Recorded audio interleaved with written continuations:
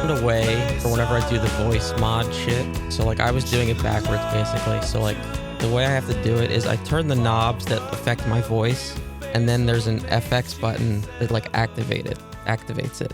So I was keeping the FX button pressed and then turning the knobs. But if when you say turning the knobs, are those like real knobs? They're real knobs. No, they're real knobs.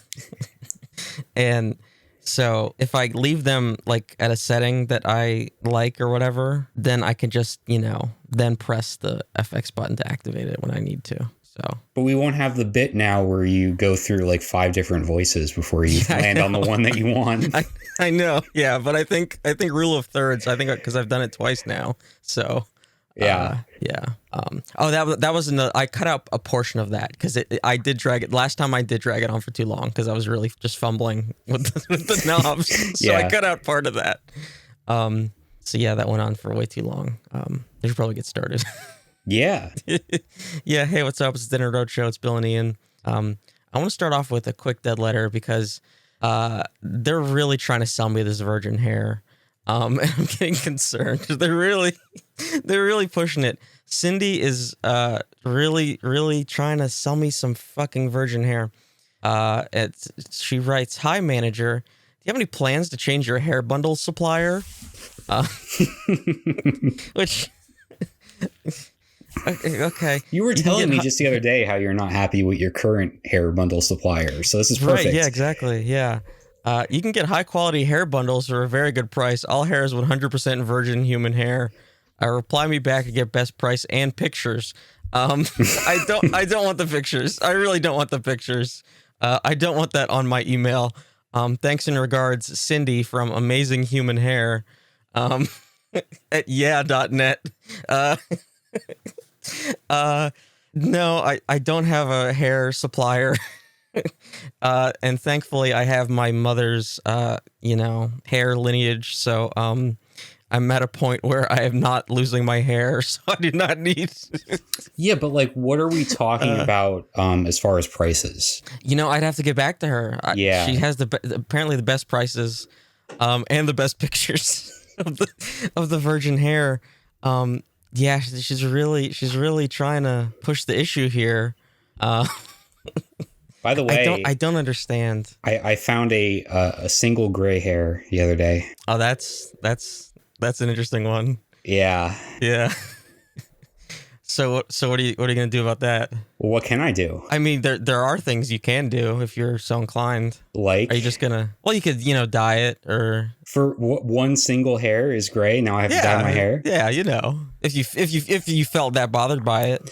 I mean, I don't know. Maybe I'll contact Cindy and see about the prices, and then maybe I'll take it from there.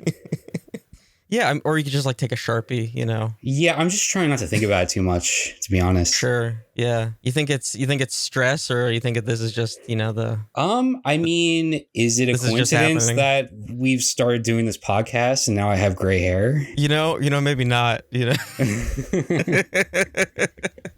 Yeah, that's a good point.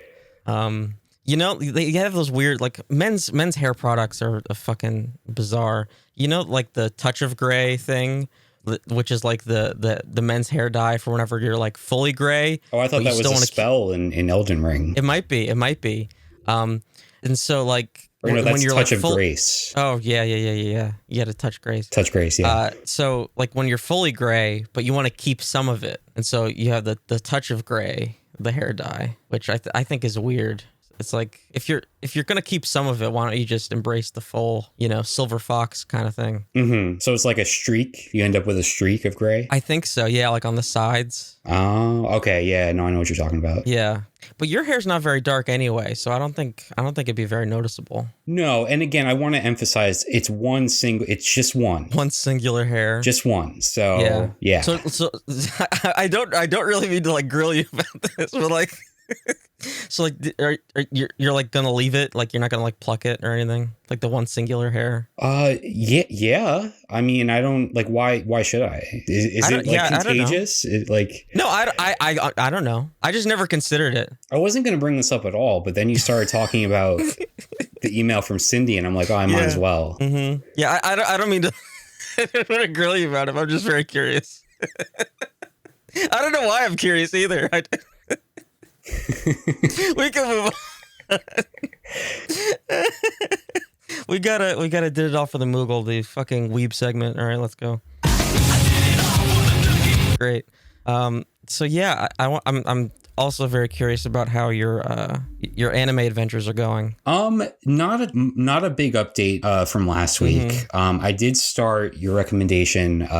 March Comes In Like a Lion. Nice. Yeah, which is on Netflix, by the way, if anybody was interested in that. Okay. Yes. Yeah, the thing that really, and you talked about it a bit last week, the thing that really stands out when you start watching it is the art style. You talked about how it's like almost like watercolors. Yeah. And I wasn't sure, like, when you said that, how that would sort of look in an anime, but really, like, it really brings out the backgrounds of the scenes. Like, the backgrounds look very watercolor-ish, and then you do have like some more typical like anime art style in there as well with the characters and whatnot, but it really is beautiful. I'm not too far into it, so I can't say much as far as like the plot or anything, but yeah, it's very interesting so far. Quite a bit less problematic than the last show we talked about. Which is nice. But yeah, I'm really enjoying it. Yeah. Shaft is known for their very elaborate and unique backgrounds, and March Comes In Like a Lion specifically is very different than any of their other art styles. They have some sort of trademarks where they get very ornate, where their backgrounds like they go hard with architecture, basically. Where like the backgrounds often feel like they're like so out of place and like surreal. And you see this a lot in Monogatari or Madoka Magica and Arakawa Under the Bridge, where they dabble in a lot of surrealism and mixed media. And so the backgrounds are almost like this separate entity a lot of the time. And they just feel like these impossible sort of structures that sort of exist. And so March Comes In Like a Lion is definitely a departure where it does not look like a typical Shaft show, but it's still this very ornate and beautiful art. So yeah. Yeah, and from what I've seen so far with the show and sort of the pacing and the style of it, like, it works really well because there's a lot of quiet, meditative scenes that sort of like stretch out, and you sort of just like follow a character like walking down a street or just kind of like existing in the world or thinking about something. And so you really are able to like sit with a scene, like the full scene, and kind of take everything in, all the detail, which is really nice. Yeah, that's pretty much the show. Yeah, so yeah, it's good. It's good you're enjoying it so far. I'm curious to see what you think when you finish it, I suppose. Yeah. Because I think it has 2 seasons. I believe so. Yeah. I just in the past couple days I watched and finished. I want to get the name right because the name is a little. Oh God, I got to log in on this one. The name is a little strange. It is the combination of the 2 main characters. Why did they change the fucking Horimiya? I just watched this, like, the whole thing in just like a couple days. I like powered through it. It's another slice of life romance anime, but it's actually really, really fucking good. And it's got sort of a typical setup. A high school boy is kind of, a loner or whatever, but he's a loner because he has piercings and tattoos that he's like keeping hidden away, and then through a happenstance he becomes acquainted with the popular girl in school, and so the series is about their relationship, and but it's also more about like how like friend groups sort of develop and the dynamics like within them, and sort of things like that, like throughout like a high school setting, and it's like very, very genuine and earnest, and I liked it a lot. So like I watched it in just a couple days. It's just 1 season. It's some good art, nothing like out of the ordinary or anything, but yeah, just like the way all these characters interact and sort of like you see these different like friend relationships develop, and different histories and like the way paths cross. I thought it was really well done. Like just a lot of thoughtful characterization, So yeah, I thought that was pretty good. This is another one that came over in the Funimation, the merger. So it wasn't available on Crunchyroll. I haven't been on Crunchy in a few days. Have they added like a lot more things? Or are they kind of like slowly trickling in? It seems like they're trickling in now, but it's a good pace, I think. Mm-hmm. I don't know like when it'll be complete or whatever. I think it's kind of hard to judge. But yeah, it seems like a lot because like I had texted you the other day, like the Noragami subs are now available, which is strange because I had watched the Noragami subs on Crunchyroll, like 6 years ago or whenever I had seen it. So I don't know how the rights had, fluctuated there on Crunchy. But yeah, it seems like it's stuff's coming in at a good pace. Like I've added a bunch of things to my watch list on there that seemed interesting, that I think came over in Funimation, or they're like newer series that I just don't know where up, because I don't really keep up with the upcoming releases all that much. I just kind of see what interests me and will watch it or add it to a list. Yeah, because most new anime are released like an episode a week, right? Mm-hmm. Yeah, probably not how I would want to keep up with series. No. I usually only do that whenever I accidentally catch up with something that I didn't know was currently airing. Yeah. And it's usually pretty frustrating, at least for me, because I like to watch at my own pace. Mm-hmm. But yeah, so that's the anime check-in for this week. Next, I want to try a new segment, and I don't know how this is gonna go. So I feel like a big portion of the show is the two of us sort of like trading like surprises with each other. Like we both like will bring something that the other has no idea what the fuck it's going to be about, right? Yeah. And so this is another one of those. And because I stumbled across the self-proclaimed worst beats ever created. And I know you're a big, you listen to a lot of music and, lots of different types of music too. And so I felt like it would be pretty interesting to see if we would play, a beat or two and maybe get your thoughts on some of the some of the worst so the beats way ever you're created. setting this up makes it sound like I have really bad taste in music because you're coming out with the worst beats. No. I want to get your opinion maybe as like an actual like connoisseur of you could be the water sommelier of the music, or like because like last week we were talking about Smash Mouth and Dua Lipa, and we talk about music all the time on the show. Very so obscure, very cutting edge artists there. Of course, but like I figured this would just be another avenue to explore that without also getting dinged by copyright, because if these ding us, then I'm going to be very upset. Yeah. So I figure this might be this is a great idea. I like this a lot. So let me just pull these up, because I forgot to do so beforehand. Okay. And I don't have to stand in the middle of a CVS to do this either. So no, you don't. Now, they're made by a creator known as Distant Cry, and you can find them on YouTube. And they are helpfully labeled by number, and they're labeled by number, but they're out of order. Okay, so I guess we should just start with number one. So can I just ask before we begin, are these like intentionally bad or no? I mean, they're called the worst beats ever created. So I mean, art is in the eye of the beholder. Okay. Right? So I guess we should just get started, right? Yes. This is worst beat ever created by Distant Cry, number one.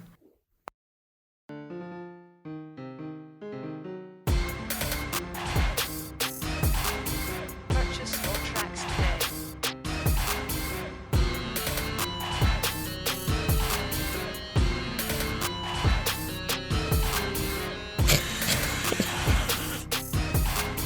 Purchase your tracks today.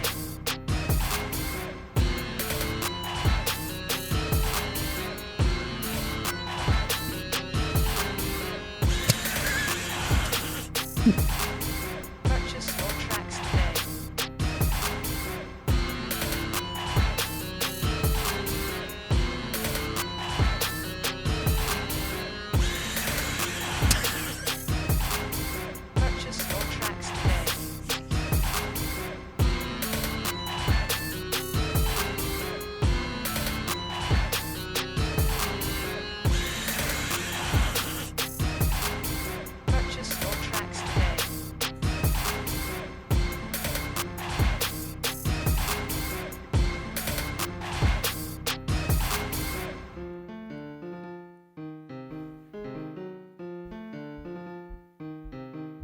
Whew.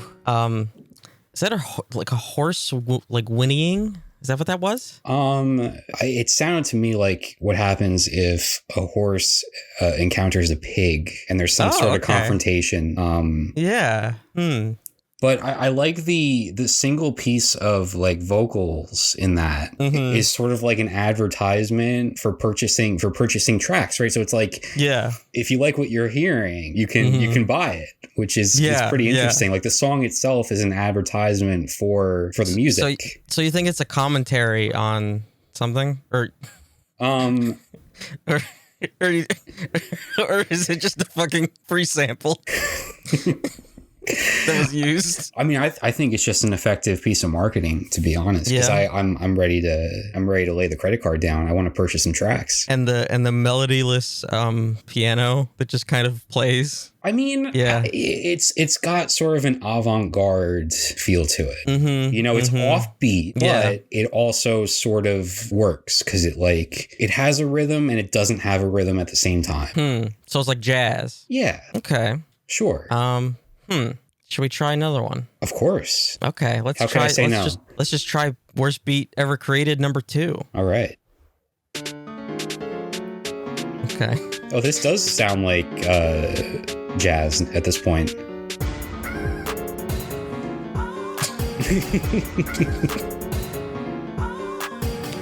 Okay.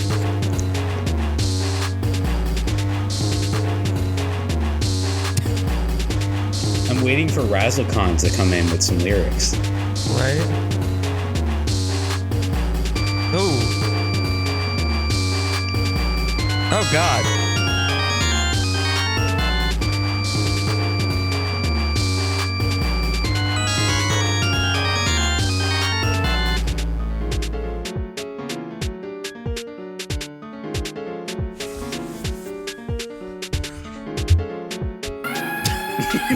What the fuck?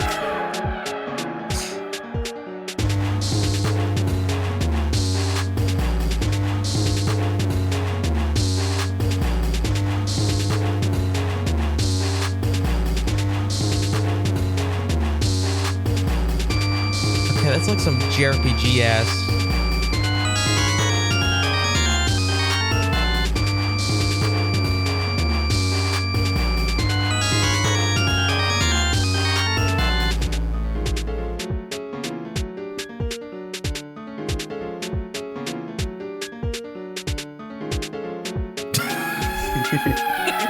I can't with the fucking elephants.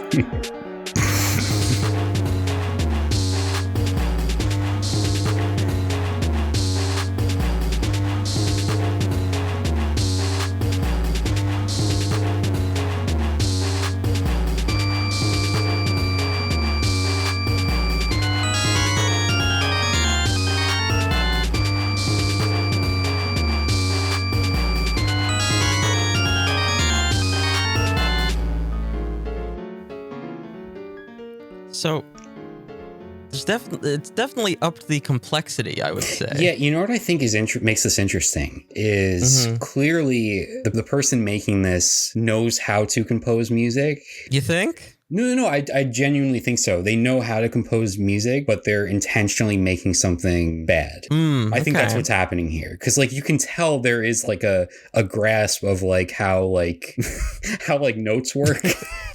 For lack of a better word, but it's like it's clearly like intentionally making it sound as ridiculous as it can. Yeah, at least that's what I think. I mean, maybe I'm giving too much credit. Yeah, when those keys come in, it sounds like some old school Final Fantasy shit. I feel like I'm about to fucking face off against Sephiroth. But the fucking elephant. Yeah, but it's self-aware. It's very self-aware. Like, where did you find this? On YouTube. Okay. So okay, want to do one more? Yeah, I actually also have something to contribute to the segment. Okay. By the way. All right, so let's do one more of mine then. Okay. So let's just do number 3 then, I guess. The worst beat ever created. Number 3. Now, are these supposed to like continually get worse? I genuinely have no idea. Okay. We'll find out. We'll find out.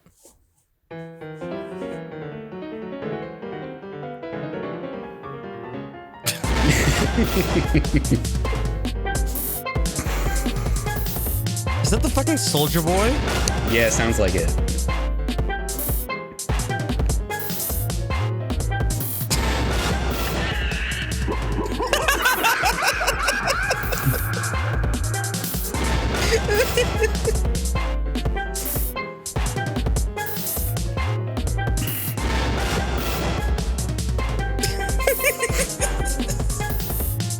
The fucking steel drum.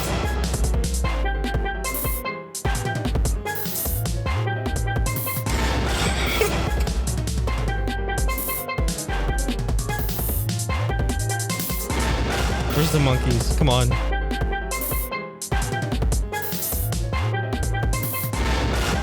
Yep. I was waiting for the monkey drop.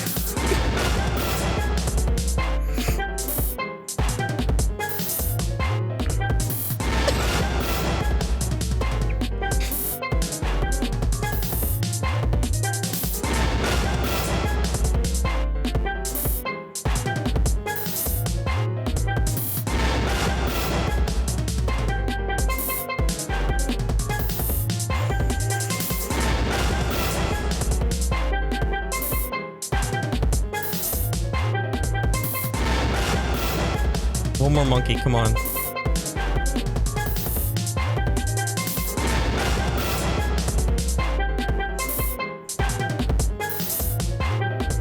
Oh, Damn, no? we're incorporating the entire zoo here. Yeah, this is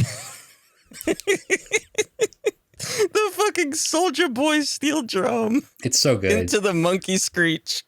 I'll tell you, we're recording this on New Music Friday, and true. I was all excited for like the new Charlie XCX and the new Rosalia. Like, it's a big day for music, but I think that all just like got put on the back burner because I'm gonna be cranking this all weekend. Hey, this is the hottest shit. This is the hottest shit. You really stumbled upon a gem here. No, I saw that you were going to do this segment, and this happened to come on my For You page this week. Somebody posted this. Let me get the TikTok username. This is from Jaden R. Bricker, and it's POV. It's 2012, and you're really into Skrillex. Oh, God. Okay. Hey guys, this is a new dubstep song that I made on Dubstep Studio. Just to let you guys know, there is a giant bass drop there. Yeah, so I hope you guys like it.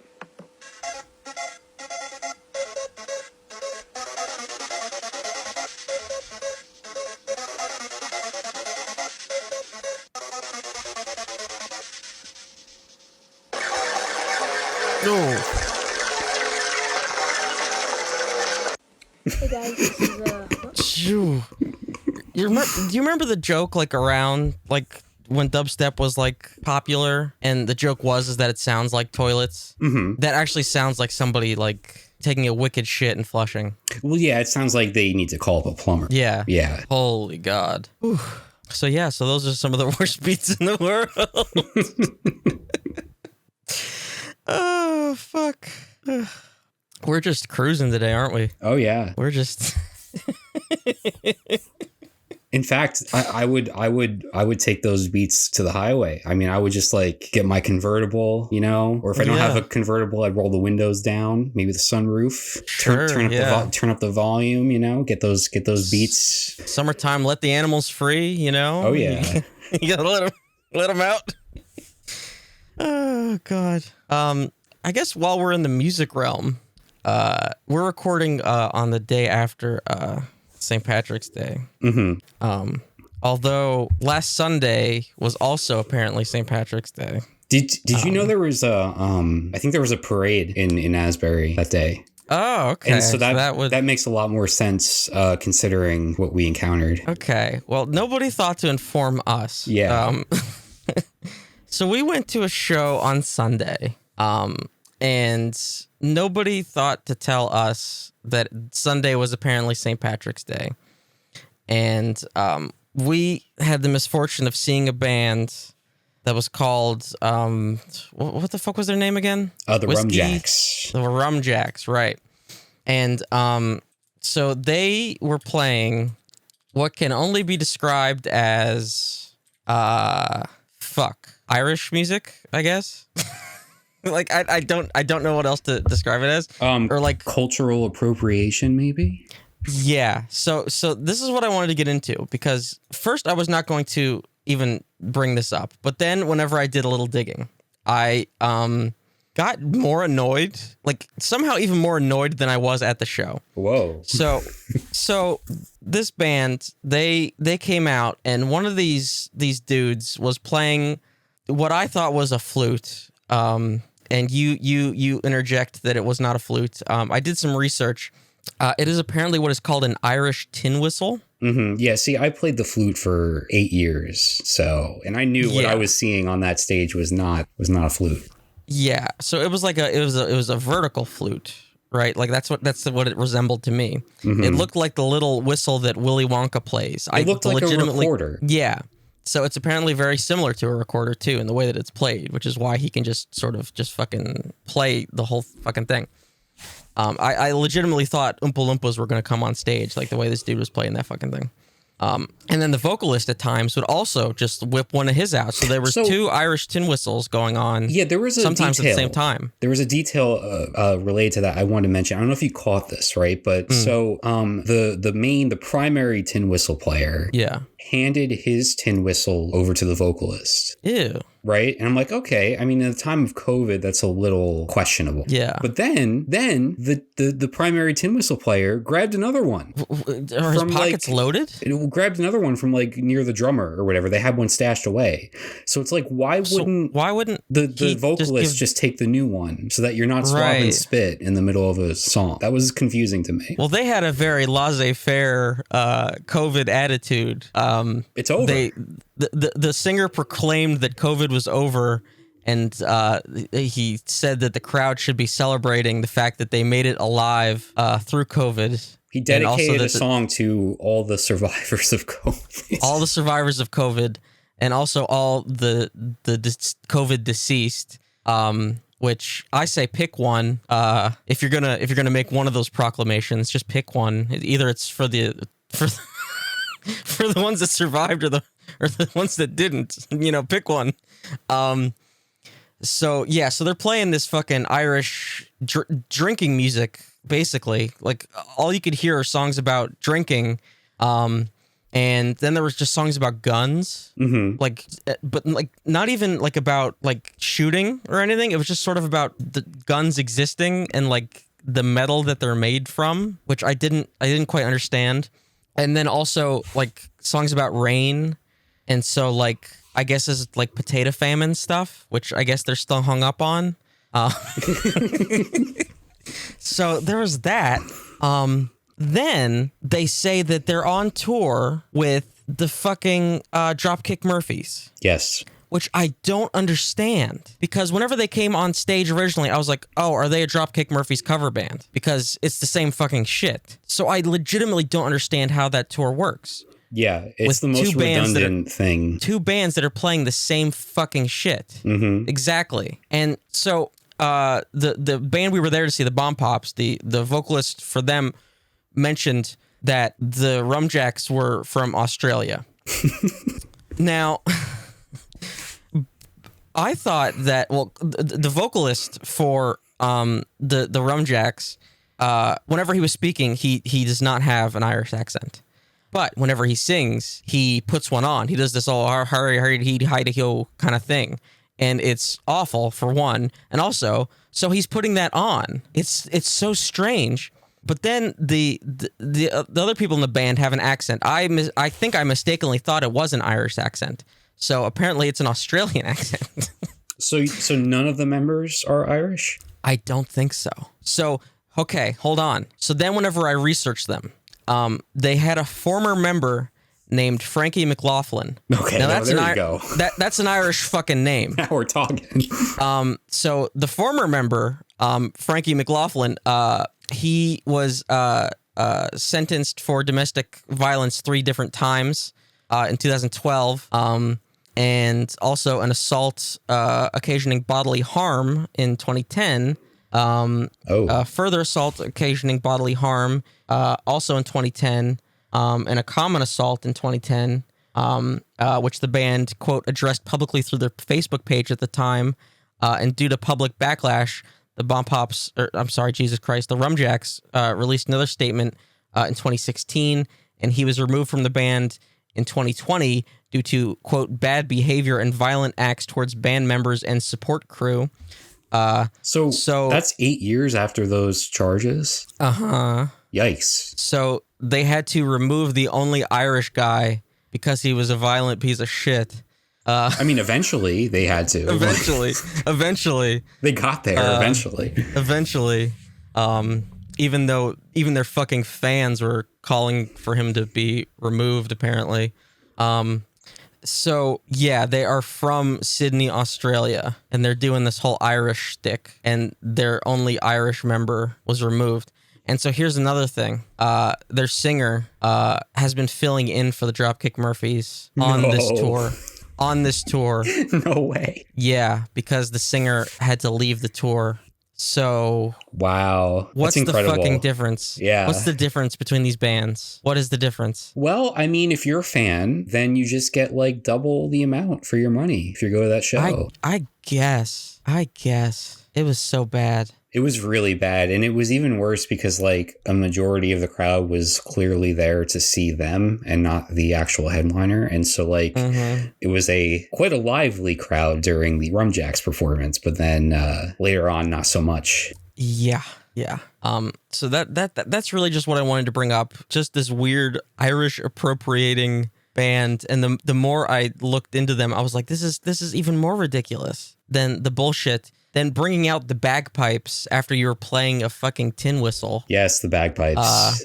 Which mercifully you couldn't hear over the guitars and the drums. Like just a waste of space. Mm-hmm. Like, oh my God. So stupid. By the way, my For You page once again continues to pull stuff from absolutely nowhere that's related to stuff going on outside of it. So this is from Emily Bennett 97 over on TikTok, and I wanted to share this now because I think it's pretty appropriate. Mm-hmm. My mom thought she got tickets for the Red Hot Chili Peppers. It was in fact the Chili Pipers.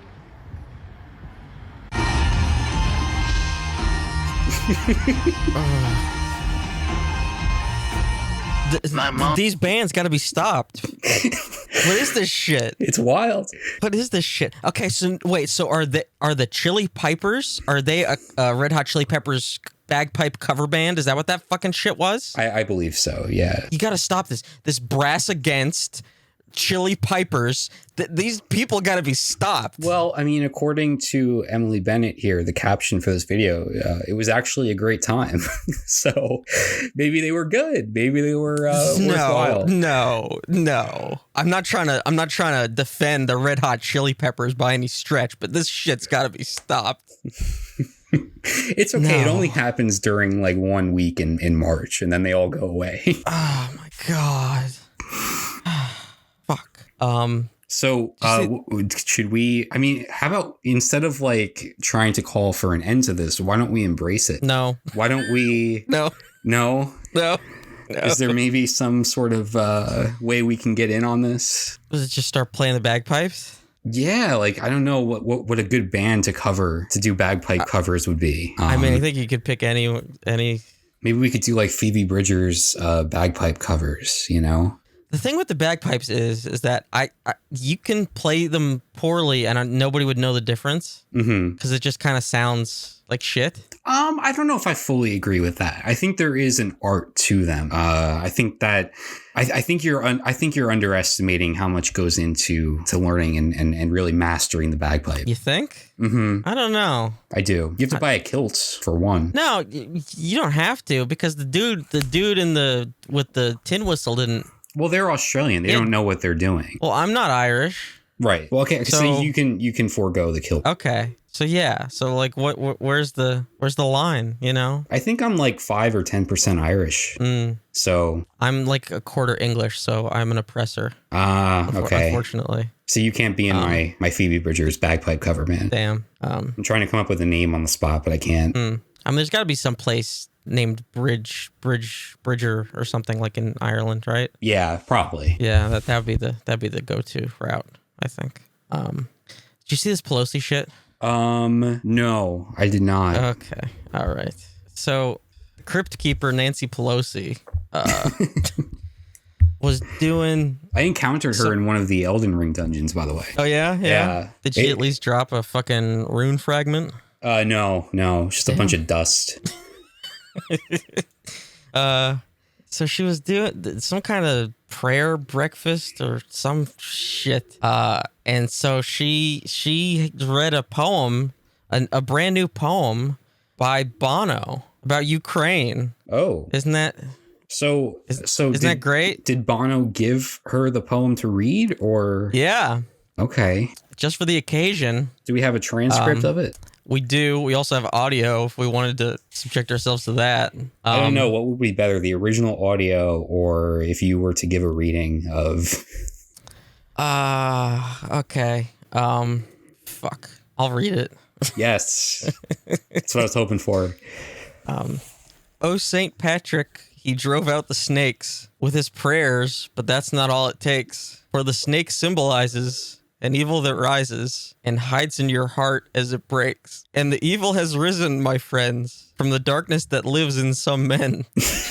But in sorrow and fear, that's when saints can appear to drive out those old snakes once again. And they struggle for us to be free from the psycho in this human family. Ireland's sorrow and pain is now the Ukraine. Ooh. And St. Patrick's name now Zelensky. Oh, no. It's so fucking bad. Yeah, so like if you're using symbolism, right, which is what the snake is here, do you really need a line to tell your reader exactly what the snake symbolizes? Doesn't that take away from it? Yeah, usually in a poem you don't like outright say the word symbolizes. Yeah. You kind of use... T.S. Eliot, he, in the modernist area, he sort of created this movement called imagism, where you use images rather than using the lyrical form of the romantics, who would just sort of outright state what they were feeling. Yeah, I would say Bono, you need some images here.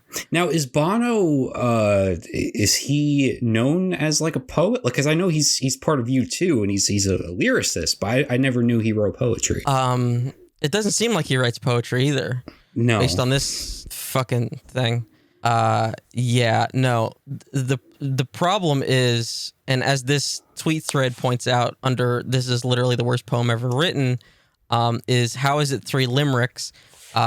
Yes, it is in fact 3 limericks put together. Because Irish. Is there any way that we could make this poem fit along with the worst beats ever created and just have that like work as a like? I mean, I don't see why not. There's no rhythm to any of this fucking shit. Mm-hmm. Yeah. It's 3 limericks, but he rhymes family with Zelensky. The line, and they struggle for us to be free from the psycho in this human family. Like you couldn't have come up, like he clearly needed a rhyme for Zelensky and came up with family, but couldn't think of a reason why to use family. Human family, no less. And so he came up with the line from the psycho in this human family. Like, really? That's not even a phrase. That doesn't mean anything. Ireland's sorrow and pain is now the Ukraine. Which, to be fair, that right there is probably the best line. That's probably the strongest line of the poem. The rain in Spain falls plainly on the plain. Like, this is terrible. Oh, my God. And just like somehow even worse because he handed it over to Nancy Pelosi of all people. And she thought that this was great. Yeah. And decided to read it. And so not only does she read it, she says beforehand that Bono has been a very Irish part of our lives. What does that mean? Well, we're dealing with a lot of counterfeit Irish people here. So, I mean, it is good to have that validation. He's been a very Irish part of our lives. It just sounds like she's trying to come up with some sort of compliment for him, but can't think of anything. I think she's just trying to come up with some reason for her to read a Bono poem about Ukraine. Right. It's like, oh, it's St. Patrick's Day. He's Irish. Okay.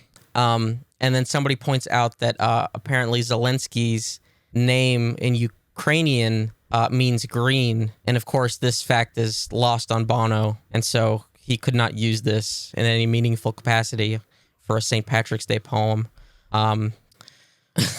But why is this considered a St. Patrick's Day poem aside from Bono being of Irish descent? Like, I don't understand how any... Because he ties St. Patrick to Zelensky for some fucking reason. Oh, okay. For some fucking reason. Mm-hmm. Why? I don't know. Sorry, I'm still trying to unravel the complexities of this piece here. Just all the nuances and the little details of it. It combines bizarro celebrity worship with weirdo political theater, with the liberal need for militaristic hero worship. It's got it all. It's really amazing. It's really something else. Yeah. I was gonna say the whole Zelensky as a celebrity thing has really made me uncomfortable. Yeah. And I'm sure you could probably put into better words why, right? But like, I don't know, like I just saw yesterday, like because he was an actor before he became the president, because we know how well that always works out. And so his like series that made him famous is now streaming on Netflix. Yeah. And it seems like it is, and I don't know the specifics of Ukrainian politics. I'm not going to pretend to, but it seems like it had the series had a decent hand in getting him elected, because it's about a school teacher who ascends to the presidency. Mm-hmm. Yeah, it's like a political satire. Yeah, and so it cast him in the role of this earnest school teacher who rises up based on like his virtues or whatever to the highest office in the land of their country. And so it seems like it sort of propelled him into the political spotlight. So it just seems very strange to immediately just the way that like the West needs to immediately sort good guys and bad guys. Yes. Like all the fucking dweebuses that need to tweet that Putin is Darth Vader, and Zelensky is Luke Skywalker. Like just like babifying literal acts of actual war, Yeah. And like turning it into Marvel rah-rah cheerleading is like so strange. It's Ruth Conda forever. It's like it's the most bizarre shit. People have baby brains. It's yeah, there is no hero in this story. There's simply the citizens of, especially Ukraine, but essentially the citizens of both countries that are suffering because of this. Yeah, it's like Zelensky might be doing what he can for his citizens in this moment, but he is still an acting head of state, and that does not. Therefore, he is not morally good. Like that does not, it is just not. That is not how morality works. And ultimately, he's insulated from the true horrors of this war. Yeah, he is. So it's just the way that people have to like babify. They have to blend up the carrots in order to feed it into their baby mouths. It's just like it really is like stupefying. Like. And like the fact that Netflix was basically petitioned to get the series on their platform and are riding the wave of publicity of a literal war to sell their fucking subscription service. Yeah, it's gross. It's like, oh, you see that guy on the news? Well, now you can watch the fucking scripted television series he starred in. Like, what the fuck? What? Yeah, it's very gross. Oh my god. But yeah, Bono's gonna tell us how it is in his yeah. his poem. Remember when U2 forced everybody with like an Apple account to to like download their album? That was funny. I saw weird Bono defenders. Okay. Okay. They were like, no, Apple did that. It wasn't U2. I was like, well, what? Oh yeah, U2 had nothing to do with it. I mean, not at all. Maybe you could put some of the blame on like their record label or something, but like I'm sure there was some input on their end. Bono's innocent in this. Bono wouldn't hurt a fly. I mean, at the same time, though, like I never really understood how extreme the backlash was to that, because it's like, okay, you can just delete it. It's not a big deal. You don't have to like cry about it. Yeah, I think it was a little overblown. It was just kind of ridiculous. Yeah. Like I wouldn't want that shit, but like, yeah, you could just delete it. Mm-hmm. Now, if they put this poem on my fucking account, on the other hand, then I might have an issue. Fuck. Do you think he'll come out with like a book of poetry? You know what? I bet he has one. I bet he's got one. Bono book. Bono on Goodreads. Let's see. Nope, that's about a cat. U2's Bono set to release an autobiography. This is from Irish Central. Oh. Autobiography. He's got his He completed his memoirs. That's great. This is 2020. All right, great. Hopefully he's got a competent ghostwriter, because fucking Christ. Nancy Pelosi looking. In the video, she like literally looks at the crowd every time there's a rhyme, like she's reading Dr. Seuss to a bunch of fucking children. And she's not reading to children, by the way. She's in a room of fucking adults and probably members of Congress. Mm-hmm. Just we live in a weird fucking daycare. It's just yeah, just incredible. Anyway, do we want to talk about something pleasant? Okay. So yeah, you've been trying a new game? Yes. Although I didn't play it as much as I thought I would by the time we recorded today.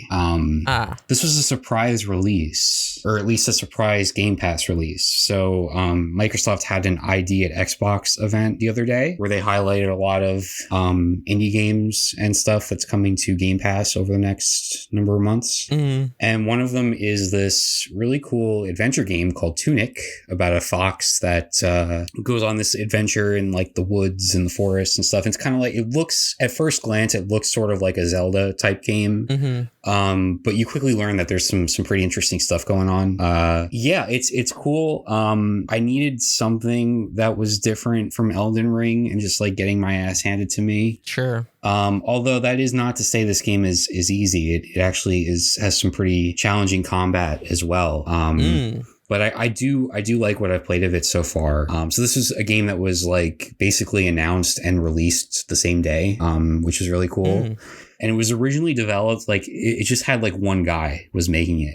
But then he was able to get like a team together and stuff.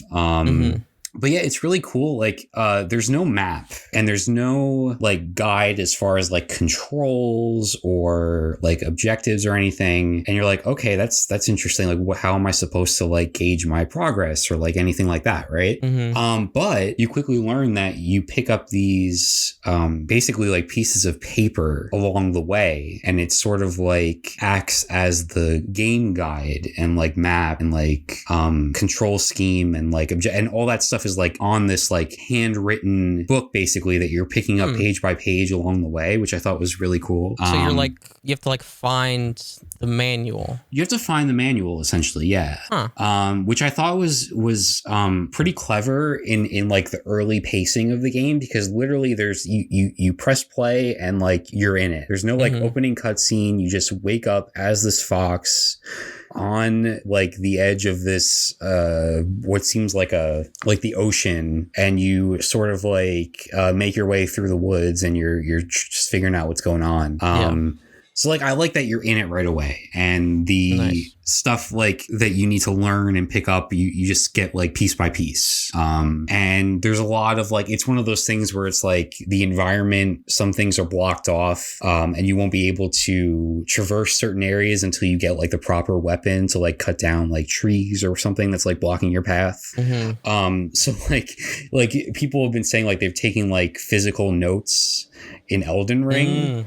Yeah. Right. And so that's kind of like the same thing here, where it's like you should probably maybe get a notebook for this game, because there's a lot of things you might want to jot down, places you might want to come back to later on once you have the proper like gear and stuff. So yeah, I don't know. I'm just having a good time with it. The art style is really cool. It kind of reminded me of the game on PlayStation Dreams from Media Molecule, where you can like create your own games inside of it. The art kind of reminded me of Dreams, like more like, I guess, sophisticated version of that. But sort of like a glossy like clay kind of. Yeah, it did feel kind of like that. Although like that's not to say it doesn't have its own like sort of distinct art style to it, but it kind of reminded me of that at first glance. But yeah, the combat's really fun. Like the different enemy types are interesting, and it does kind of feel like a Souls-like in that way. Not as challenging, at least so far, but like you do have to sort of like figure out the counters that you can take against these enemies, and sort of the timing of it, and like how to dodge and whatnot. I don't know. It's just, I'm having a good time with it. It was kind of a cool like surprise release that was gaining some attention pretty much right away on like Twitter and stuff. And I guess reviewers had early access to it. So it received some really good reviews. So I decided to check it out, and it's been good. Nice. Is it on PC? Let me check. I'm not sure. I think it might be. Because it sounds like a really good Steam Deck. Yes, Windows. It's on Windows. Okay. Yeah. Yes, it's on Windows, Mac, and Xbox currently. Okay. Yeah, I'm quickly realizing that like there are so many games that would be great for Steam Deck. Yeah. This would be one of them for sure. Yeah, and I'm not gonna get it for like forever because I guess they're refining the queue windows, and so I was originally my window was after Q2. And then they updated it, and now it's after Q3. And it's like, fuck. Oh, no. Well, because it's like, that's not really delayed, because it's like, well, after Q2 is still after after Q3 is after Q2 still. Sure. It's like, well, damn it, And so, yeah, I like psyched myself into it, and now I have to actually wait. So. You'll just have to keep playing games on your beefed up gaming PC. What a shame. I know. What a shame. It's just, I don't like sitting at my desk and playing. It's such a fucking first world little baby man problem. But yeah. God forbid if you have to crank up the PS5.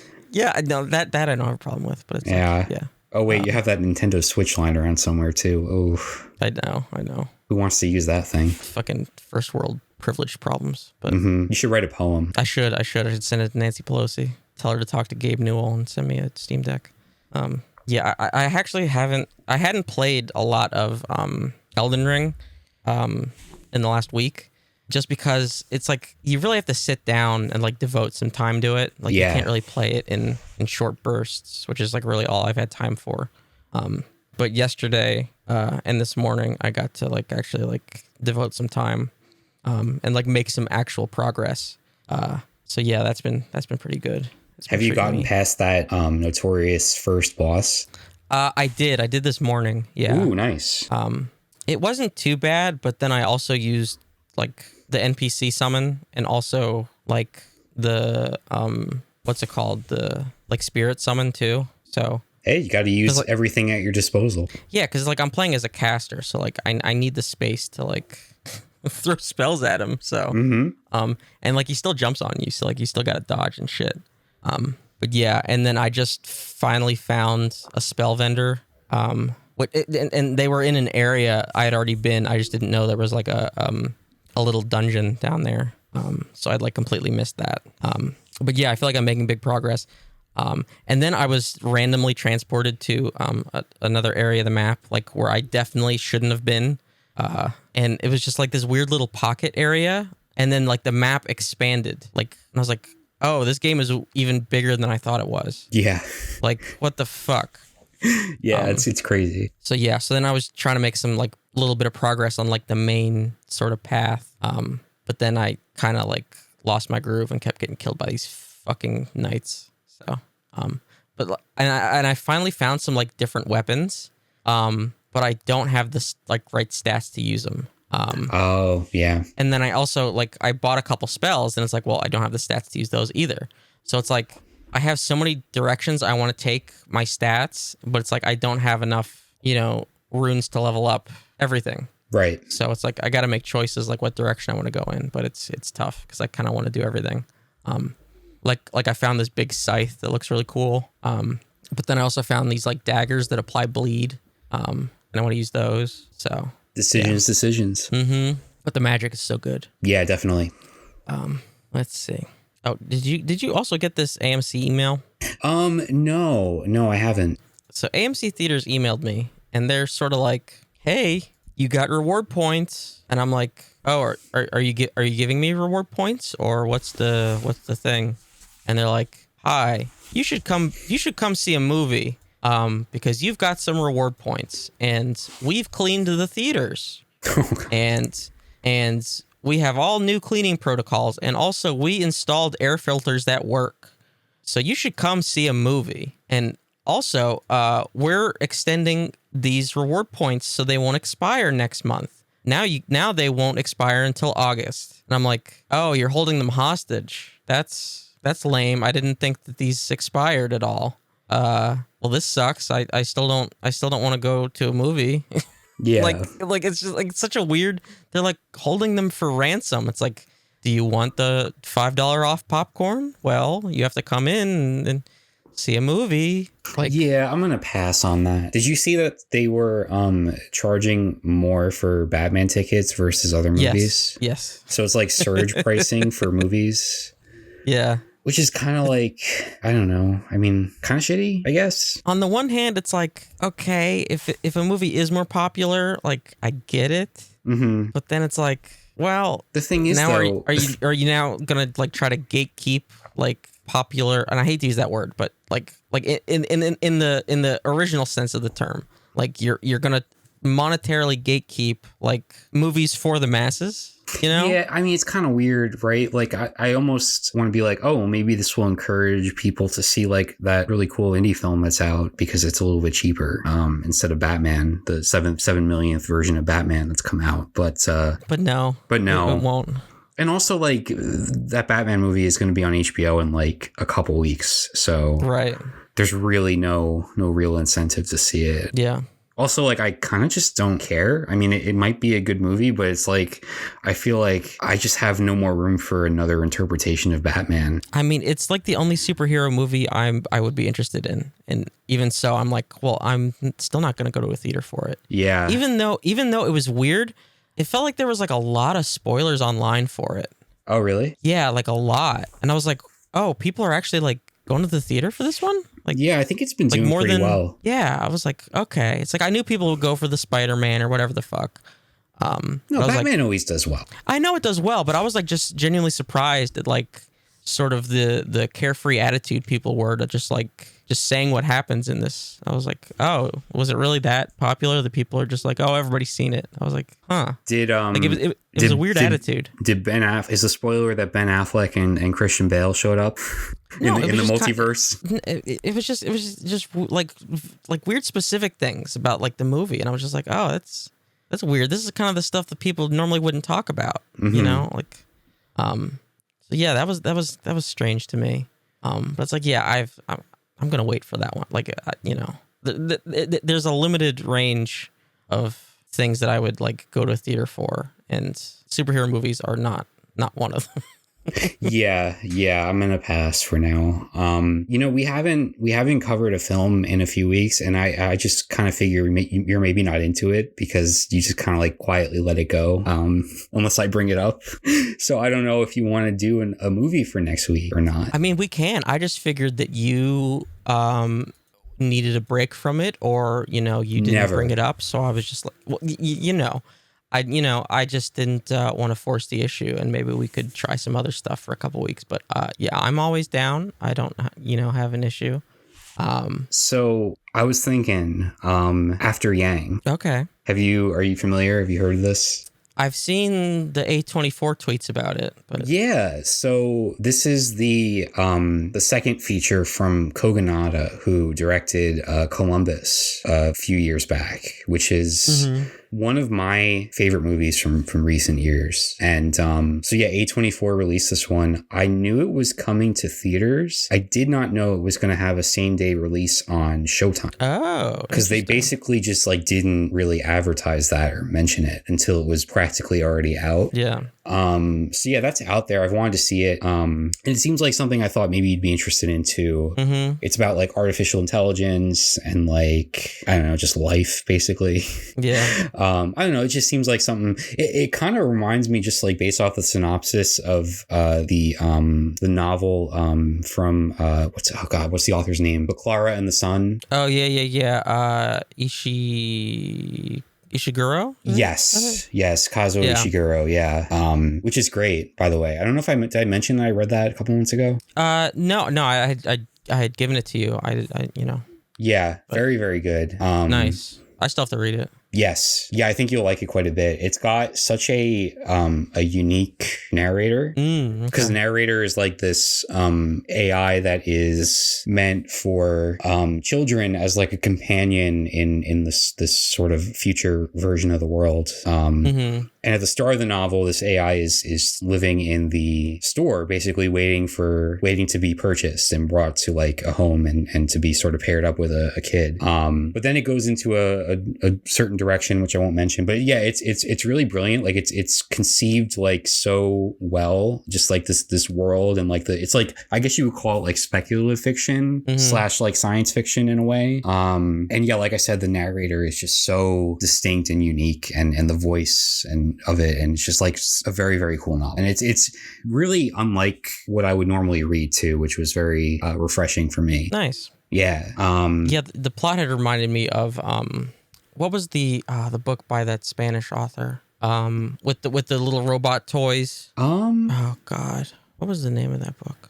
Oh well. Anyway, there was I'll remember it for next week. There's a book about these little robot toys that like sort of function as pets, but they're controlled by another actual human, like through the computer. Little something. Oh, Little Eyes, right? Yes, there you go. Is that the Little one? Eyes? I think so. Let me double check that. Oh yeah, Samantha Schweblin. Yeah. You talked about that one. I've had that on my my list to read for a while now. Yeah, that's a good one. Sort of a similar vein, spec fiction. Sort of about the role of like tech and its place in our lives, but not in the way that we necessarily think. But yeah, so because like it's about these little toys that function as pets, but the pet is controlled by an actual real life person through their computer, and they can't speak to you, through the toy or anything like that, but they can control it. It's remote controlled. And so people buy them as pets for their kids or whatever. And so there's the book is about different sets of these people that own the toys and the people that are controlling them, and the interactions that they have between each other. And it's just a fascinating look at how we like perceive being seen by tech, and yeah, just a really, really interesting concept. Yeah, that sounds cool. And when you say like it's different from what we usually think about that type of story, you're probably referring to something like Black Mirror, right? Yes, definitely. Yeah. This is not like the Black Mirror social media bad kind of story. I didn't think so. Yeah, no. It's much more about how do you relate to other people if you can't strictly communicate through speech or language, but you still have this relationship to what is another person through this device, right? Oh yeah, that does sound very interesting. Yeah, and it also does sound like it has a number of things in common with Clara and the Sun. Yeah, I like that book quite a bit. But yeah, so for next week, if we want to talk about After Yang, I've been really looking forward to seeing that. Yeah, I'm down. Yeah, cool. That sounds good. So we'll do that next week. Did we get through all your TikToks? No, actually, I did have another Mad Watch here. If we want to subject let's ourselves. This one is kind of just all over the place. Just some random stuff that I found. Although I have a very quick one, and you'll immediately know why I pulled this one up. But this is I saw this from Ashton Faye over on TikTok with a take here. It's very quick. I'm just going to come out and say it. I think that millennials who don't use TikTok are the same as boomers who only use Facebook. No. No. I don't know. I kind of agree. No. I mean, you say no, but like, I don't know. I mean, it makes sense to me. Not to call anybody out specifically. No. I think millennials on TikTok are desperately clinging to youth. Desperately. It sounds like something a boomer on Facebook say. No. Desperately. Even as they sprout gray hairs, desperately clinging to you. Desperately. Okay, that's funny. But see, the thing is, if you're not on Facebook, you're missing out. I mean, I'm sorry, if you're not on TikTok, Jesus. Man, hell yeah. Oh, God. That's what all the takes are. Hell yeah. If you're not on TikTok, that is, you're missing out on a lot of things. For example, we have this gem here. This is from Not Clay, but it's a stitch of 3 different videos here. Sort of a... See, no, the TikToks give me aneurysms. I can't... Well, here we go. And I don't want the world to see me, 'cause I don't think that they'd understand. When everything's made to be broken, I just want you to know who I am. See what you're missing out on? TikTok is a place for those who are misunderstood. Just the outcasts. Yeah, the outcasts. 2 billion users, the outcasts. Dudes singing in their fucking iPhone mics. It's good stuff. Something else that TikTok is good for, because we talk about film on here, but it's really impossible for us to keep up with all the movie releases that come out, right? Yeah. No single person could do that. So I look to TikTok sometimes to sort of find some gems that I wouldn't otherwise find. And this one here comes from Macon Bradley over on TikTok, who was scouring Amazon Prime Video and came across something pretty interesting. So there's this movie on Amazon Prime called Velocipaster. After losing his parents, a priest travels to China where he inherits a mysterious ability that allows him to turn into a dinosaur. Look at this. So I'm going to watch this so that you don't have to. Already off to a great start. Oh my gosh. What kind of cheap clergy shirt is this? Oh, it's his parents. Oh no, something tragic's gonna happen. Oh no. Oh no.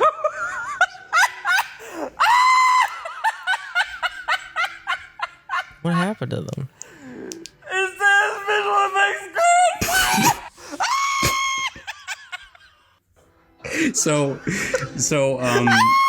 because you can't see it. So what's happening there is there's meant to be a car explosion, but I guess they didn't have the budget for it because they're putting all the effects money into the Velocipaster himself, right? So they, they just have a sign that says explosion effects. And that's in the final cut of the film, which is incredible. Hey, I think it's better than First Reformed. Oof. I don't know. You know what you can do? You can take that and you can go argue with Paul Schrader on Facebook, which is your favorite platform, your favorite social media platform. Okay.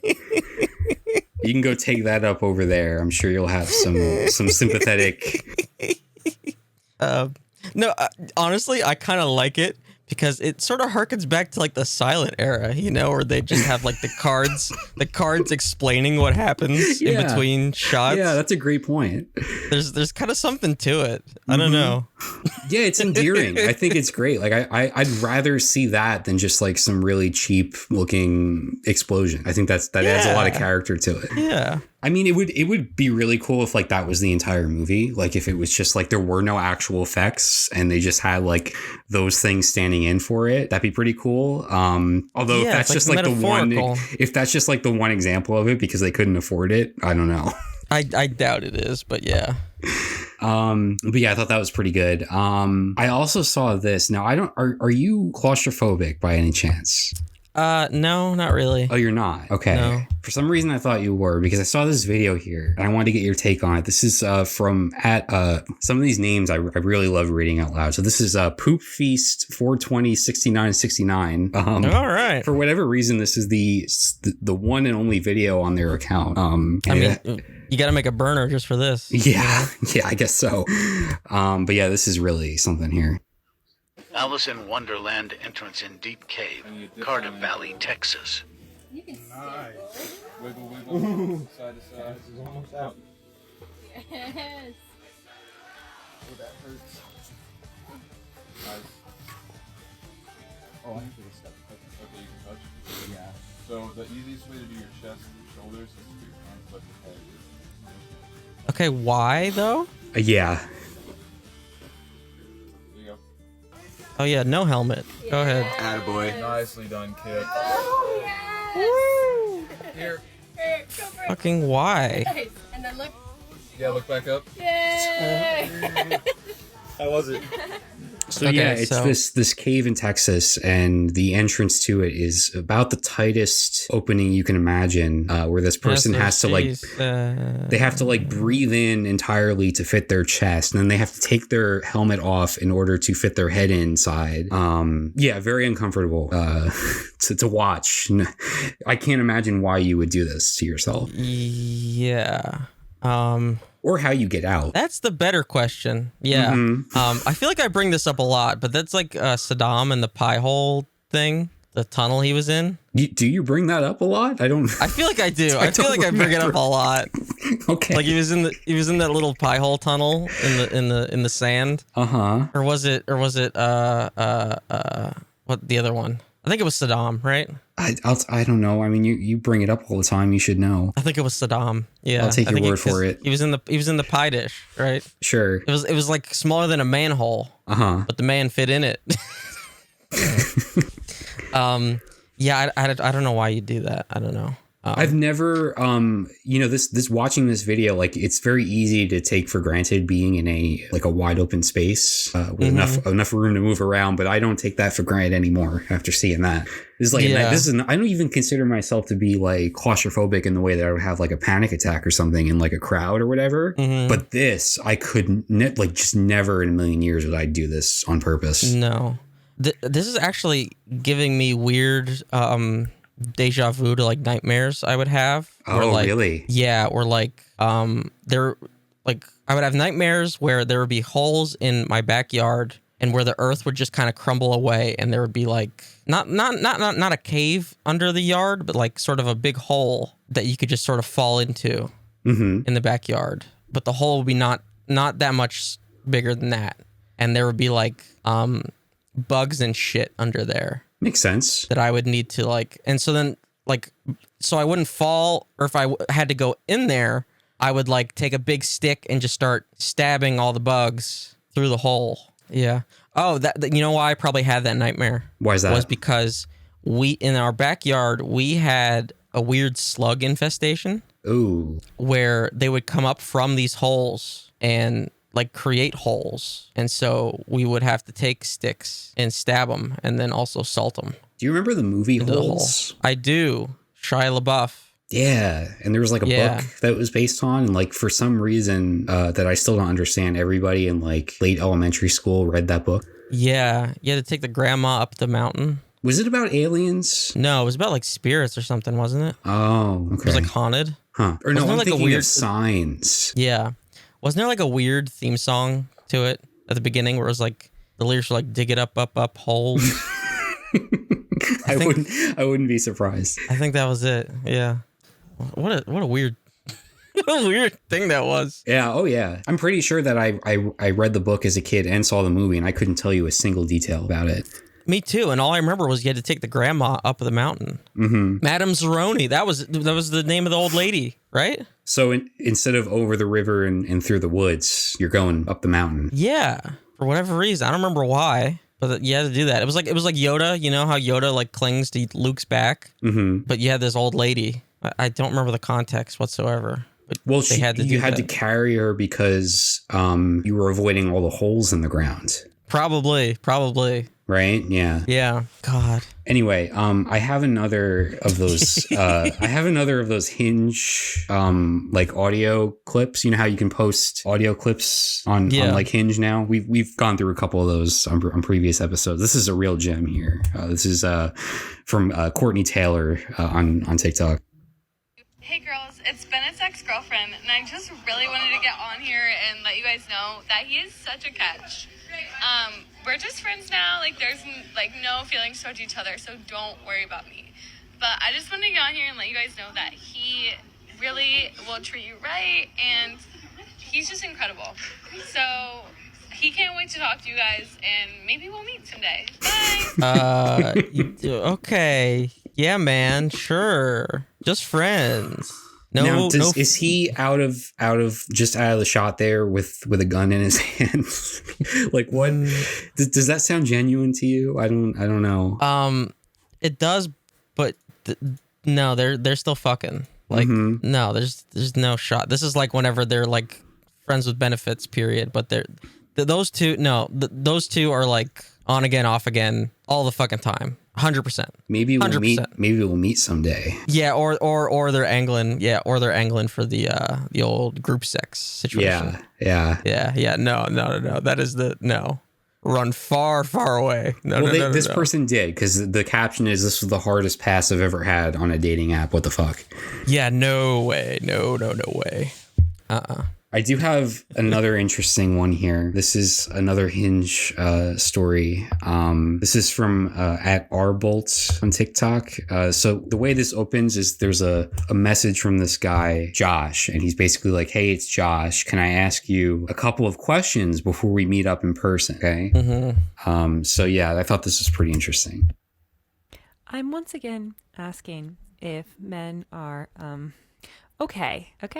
I received this terrifying text message last night after bantering with a man on Hinge, and he asked if I wanted to continue the conversation in person. So I had given him my number to set things up. I couldn't possibly have guessed what his questions were going to be. And I was very surprised when I got the next message. I have never seen this combination of things asked about at the same time.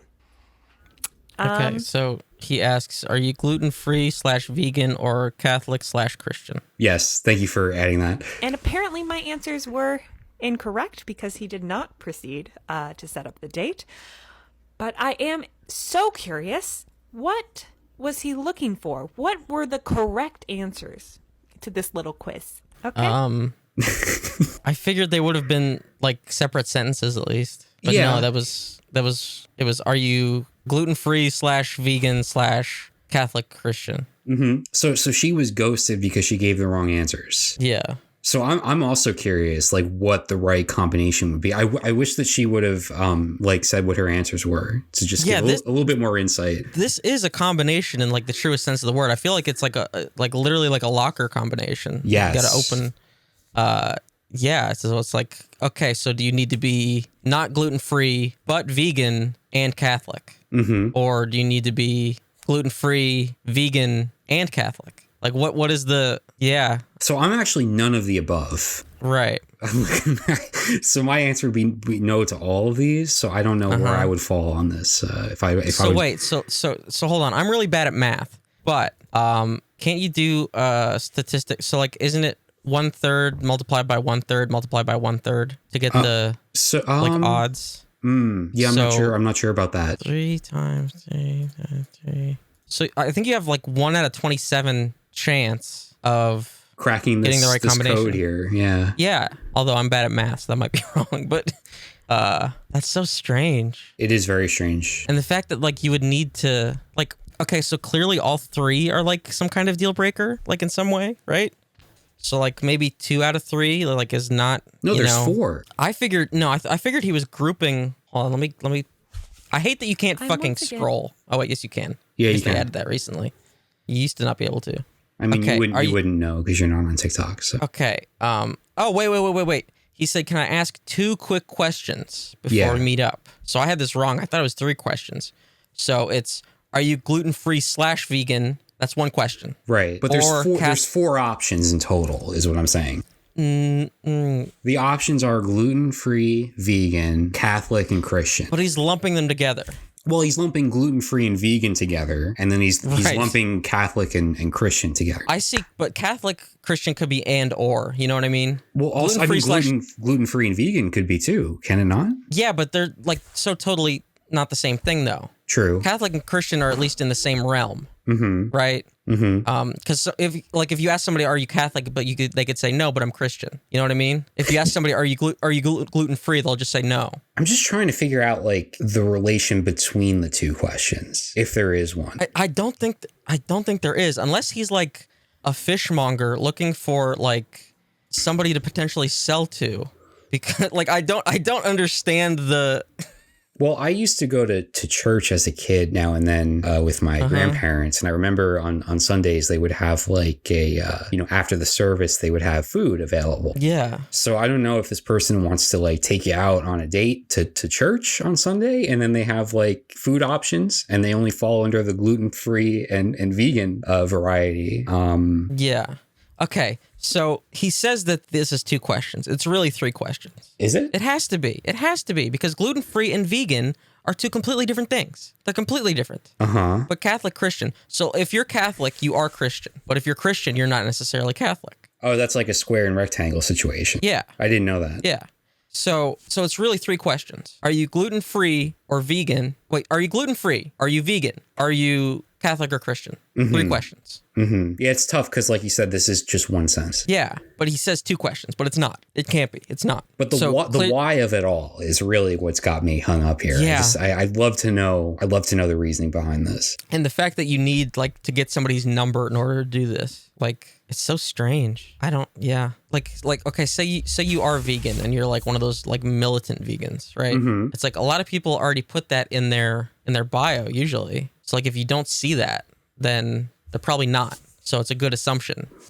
Gluten-free is a little different. A lot of people probably don't put that. But in what worlds would somebody being vegan or not vegan be a deal breaker? I mean, it might be if like you're vegan and you truly like believe in like, all the animal cruelty shit. Okay. And somebody eats meat and you're like, sorry, I don't. But gluten is just like that's just like a dietary restriction. Like that's just like a literal dietary restriction. Yeah. So it's like it'd be kind of just like I don't want to say annoying, but like just a what's the word? Like an obstacle if somebody likes to eat bread and the other one literally can't. But Now, what are the odds of this person being a cannibal?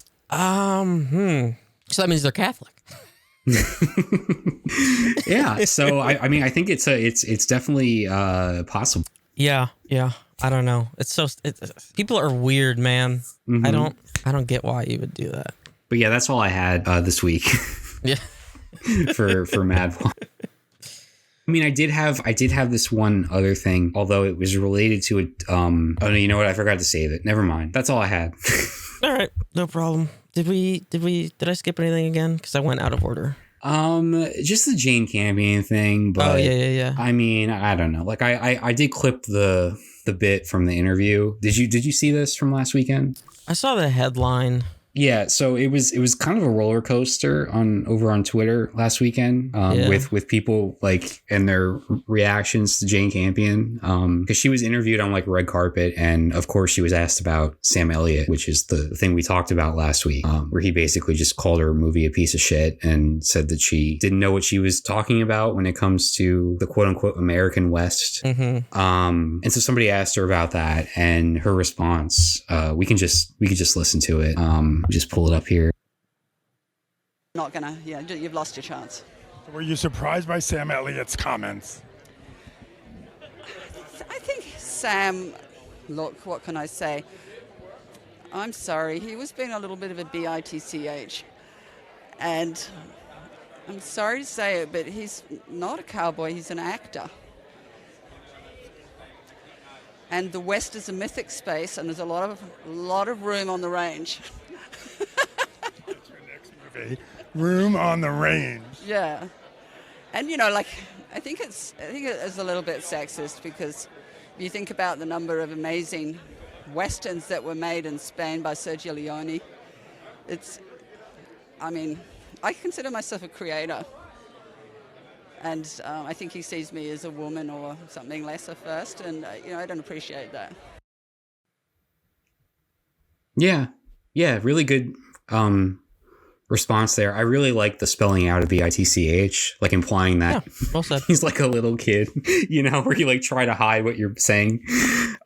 Yes, that was really good. Twitter was like, oh yeah, nice, awesome response. Like you nailed it. Yeah. And then the very next night, she gives this acceptance speech at the DGAs, and she like makes this weird comment about the Williams sisters because they were in attendance because of Will Smith and King Richard and all that.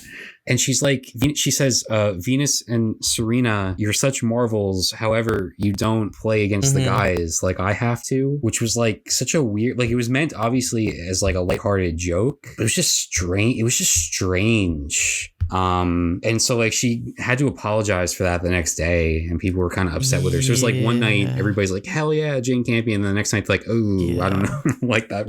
I don't like what she said there. But yeah, just kind of a weird like false equivalence, I guess. Yeah, it didn't make sense. Like, what's the point? It was just meant. It as made a sense. joke. It just didn't make. Yeah, it was just meant as a joke. That really kind of like she like Jane Campion herself called it thoughtless, which is I think correct, and that like it really just kind of was a thing that she said that didn't really. I don't know. Yeah.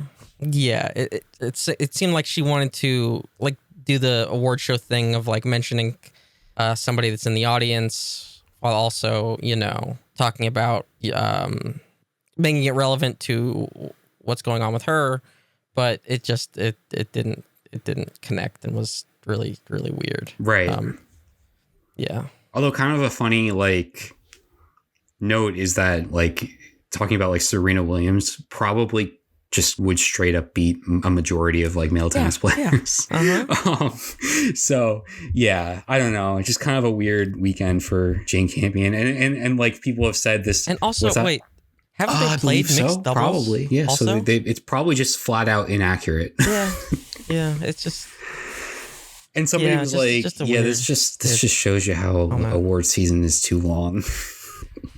It's dragging on, especially this year. Yeah. I kind of just want to get it over with. Yeah. And as we record this, we're 1 week out from the Oscars. So, but yeah, that was Jane Campion's weekend last week. It does look like she is pretty much a lock to win Best Director. It's still up in the air.